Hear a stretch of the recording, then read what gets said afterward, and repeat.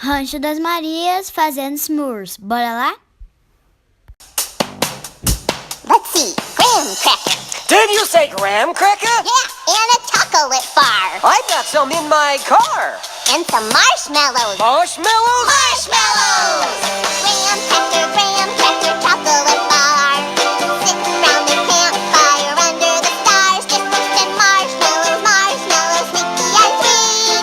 Put 'em all together and you got a treat. Oh, that's yummy. Graham cracker, chocolate bar. Sitting round the campfire under the stars. Just roasting marshmallows, marshmallows, sneaky and sweet. Put 'em all together. Olá pessoal, estamos aqui fazendo s'mores. Gente, a gente vai usar os seguintes materiais: amargo, meio amargo e O que é amargo? Não entendi. chocolate meio amargo. Chocolate meio amargo e meio amargo. E Então, a gente também vai usar branco com óleo. Aqueles olhinhos muito bons. É muito delicioso. No palito, gente, olha. No palito.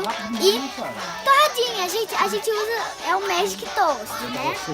Ó, um monte de torradinhas. Então, o que a gente vai fazer? A gente vai derreter cada um dos chocolates que a gente quiser. Vai pôr o marshmallow no meio do coisa.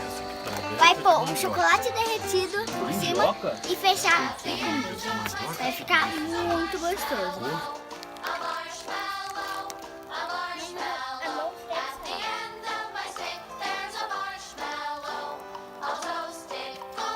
Holding my stick just above the fire, above the fire, above the fire. Now I'm holding my stick just above the fire.